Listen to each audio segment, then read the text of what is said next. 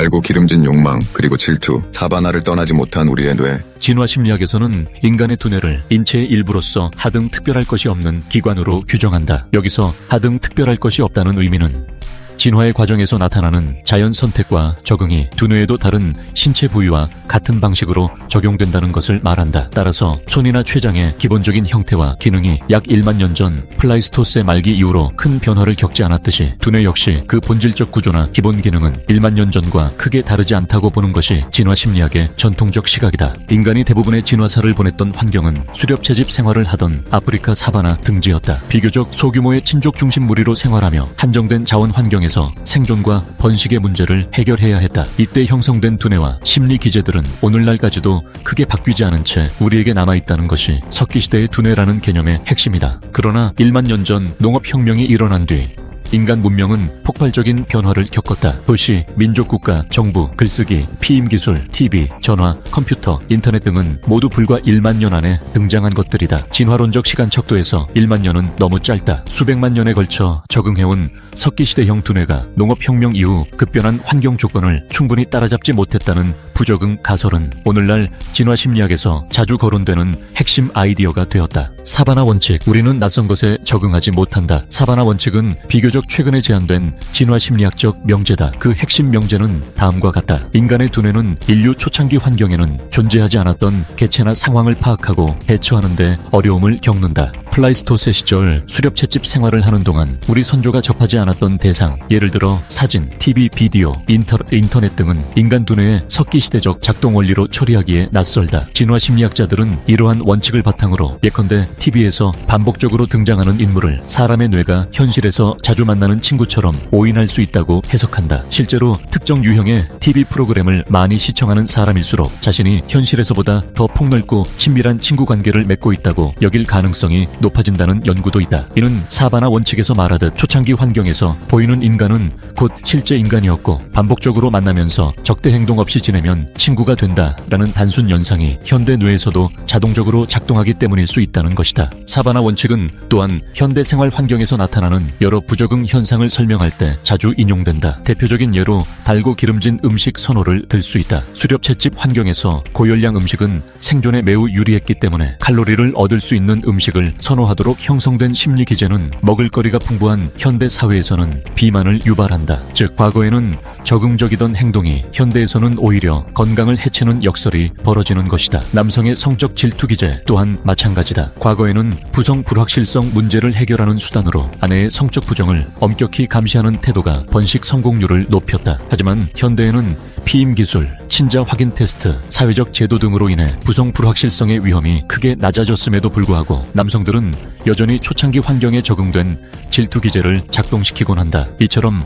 사바나 원칙은 인간의 다양한 심리와 행동이 플라이스토스 시절의 환경 요구에 부합하도록 진화했기 때문에 현대 환경에서 나타나는 많은 문제들은 1만 년 전에 멈춰선 진화 속도와 극단적으로 빠르게 변화하는 문화 환경 사이의 부조화에서 비롯된다고 본다. 진화는 1만 년 전에 멈추었는가? 진화심리학자들은 일반적으로 인간 진화는 1만 년 전에 사실상 멈추었다고 설명하곤 했다. 이는 어디까지나 심리 기제와 뇌의 구조적, 기능적 측면에서 대규모 변화가 일어날 수 있을 만큼의 오랜 시간과 상대적으로 안정적인 환경이 필요하기 때문이다. 인간 한 세대가 약 30년 이상 걸리는데 반해 예컨대 초파리는 일주일이면 성숙하기 때문에 수백 세대를 빠르게 교체하며 진화할 수 있다. 반면 인간은 환경이 수백 년 주기로 급변한다면 자연 선택이 충분히 작동하기 어려운 구조를 지닌다. 농업사회, 산업사회, 후기 산업사회로 이어지는 불과 수백에서 수천 년의 시간 동안 석기시대적 두뇌가 크게 바뀔 여지는 매우 작다고 보는 것이다. 하지만 최근 분자생물학 및 유전체 연구는 인간이 지난 1만 년 동안 전혀 진화하지 않았다고 보기는 어렵다는 사실을 드러내고 있다. 예컨대 일부 인구 집단에서 유아기 이후에도 우유를 소화할 수 있는 락테이스 지속성 유전자가 발달한 것, 티베트나 안데스 산악지역 주민들의 저산소 환경에서 혈액 내 산소, 운반 능력을 향상시키는 특수한 유전자 변이 등은 최근 수천 년에서 수만 년 이내에 일어난 자연 선택의 결과로 널리 알려져 있다. 이러한 예시들은 유전자 문화, 공진화 이론과도 연결된다. 문화적 요인이 환경에 큰 변화를 가져오고 그 변화가 다시 생물학적 진화를 일으킨다는 모델이다. 인류가 목축을 시작하면서 우유라는 새로운 자원을 계속 섭취했기 때문에 락테이스를 분비하는 유전 변이가 강한 선택을 받았다는 설명이 대표적인 사례다. 즉 인간의 진화는 1만 년 전에 완전히 멈춘 것이 아니라 특정 환경 환경이나 문화 변화에 따라 제한적이나마 여전히 진행 중이라고 보는 관점이 힘을 얻고 있다. 다만 이러한 변화들은 대규모 신체 구조나 두뇌 기제를 획기적으로 바꿀 만큼 보편적이고도 빠른 속도로 일어나기보다는 특정 지역이나 특정 집단에서 분산적으로 나타나는 국소적 적응 현상에 가깝다. 현대 환경과 석기시대 두뇌의 부조화, 농업혁명 이후 인류의 생활 방식은 사냥과 채집에서 생산과 축적을 통해 자원을 확보하는 방식으로 급변했다. 도시가 형성되고 문자가 탄생했으며 무역과 교환이 활발해졌다. 이후 산업혁명을 거쳐 현대에 이르기까지 인간의 환경은 이전 세대가 상상하기 어려울 정도로 빠르게 바뀌었다. 한 세대만 해도 기술 혁신이 도약적으로 일어나 인터넷과 스마트폰 같이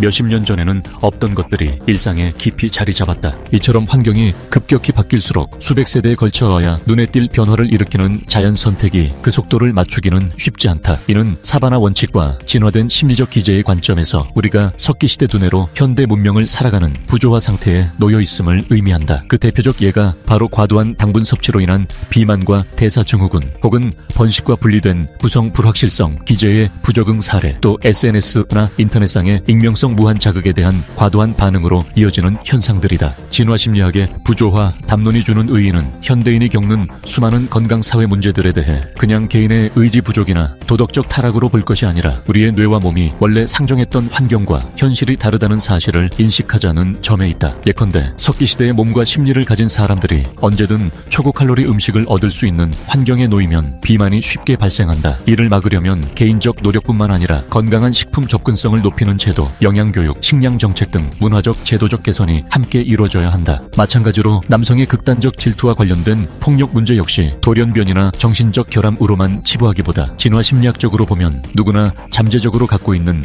부성 불확실성 기제가 극단적으로 표출된 결과라고 설명할 수 있다. 그리고 이를 예방하려면 사회적으로 질투심을 안전하고 합리적으로 표출 해결할 수 있는 문화적 메커니즘, 양성평등한 성교육, 제도적 처벌 예방책 등을 마련해야 한다고 볼 수 있다. 최신 연구에서 바라본 사바나 원칙의 재조명. 사바나 원칙은 매우 간단 명료하며 다양한 인간 행동의 부조화를 일관되게 설명해주는 강점이 있다. 그러나 최근의 유전자 문화, 공진화에 주목하는 학자들은 초창기 환경과 전혀 다른 현대 환경에서도 특정 유전 형질이 비교적 짧은 시간 안에 선택될 수 있다고 주장한다. 이는 지역적 문화적 양육 방식의 차이, 사회적 제도나 규범 등을 통해 인류가 직접 환경을 재구축하기도 한다는 점을 보여준다. 예컨대 농경사회에서 특정 작물을 재배함으로써 사람들은 그 작물에 특화된 효소 기제를 더욱 강화시킬 수 있는 선택압을 형성할 수도 있다. 또 다른 관점에서는 실제로 인간의 뇌가 사바나 원칙에서 말하듯 TV 인물을 현실 친구와 혼동한다고 해석하기에는 과도한 단순화가 아니냐는 이의도 제기된다. 뇌는 분명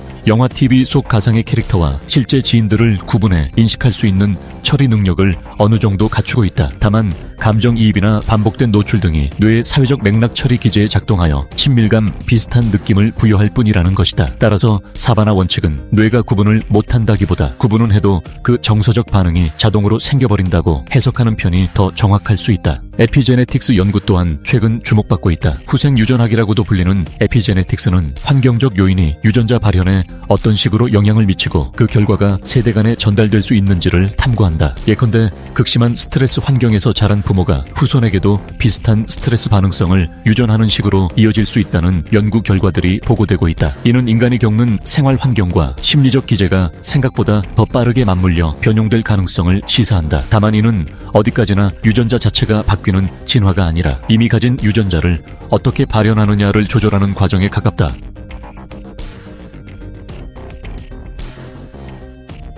정리하자면 인간 두뇌가 1만 년 전 초창기 환경에서 형성된 기본 심리 기제를 여전히 유지하고 있으며 이 때문에 현대 환경에서 각종 부적응 현상이 발생한다는 점은 진화 심리학의 주요 관점 중 하나다. 이를 바탕으로 제안된 사바나 원칙은 인간 뇌는 사바나 환경에서 존재하지 않았던 대상이나 상황에 대해 제대로 적응하지 못한다는 명제로 비만, 폭력, SNS 중독 등 다양한 현대 사회의 문제들을 해석하는 유용한 틀을 제공한다. 동시에 최근 유전체학과 진화생물학의 연구는 1만 년 전 이후에도 부분적이고 국소적인 진화가 충분히 진행되어 왔음을 보여준다. 락테이스 지속성, 고산 적응, 특정 면역 유전자 등의 사례가 대표적이다. 또 문화적 제도적 환경을 인간 스스로가 재구축하고 에피제네틱스와 같은 메커니즘을 통해 심리나 생리적 반응이 조절될 수 있다는 점에서 전통적인 석기시대 두뇌라는 프레임이 지나치게 단순화된 측면이 있다는 비판도 있다. 그러나 여전히 대다수의 학자들은 인간 두뇌의 핵심 작동 원리나 심리 기제는 수백만 년을 거치며 수렵 채집 생활에 최적화되어 왔고 1만 년간의 급격한 문명 변화는 이 심리 기제를 근본적으로 바꿀 만큼 오래지 않았다는 점에는 대체로 공감한다. 요약하자면 인간은 분명 사바나 원칙의 테두리 안에 살고 있지만 국소적 유전 변화나 에피제네틱스, 문화적 니치 구성을 통해 어느 정도 적응력을 보여주는 하이브리드적 존재라고 할 수 있다. 앞으로도 진화심리학, 분자생물학, 신경과학, 문화인류학 등 다양한 학문 분야의 융합 연구는 왜 우리가 이토록 석기시대 두뇌를 갖고 현대 세상을 살면서 부조화와 갈등을 겪는지, 그럼에도 어떻게 적응하고 또 바뀌어가는지를 더 깊이 밝혀낼 것이다. 부적응 현상의 해소는 단순히 개인의 결단에 달린 문제가 아니라 인류가 서로 다른 환경을 어떻게 창출하고 그 환경이 다시 우리를 어떻게 변화시키는지 끊임없이 이해하고 조정해 나가는 작업이 될 것이다.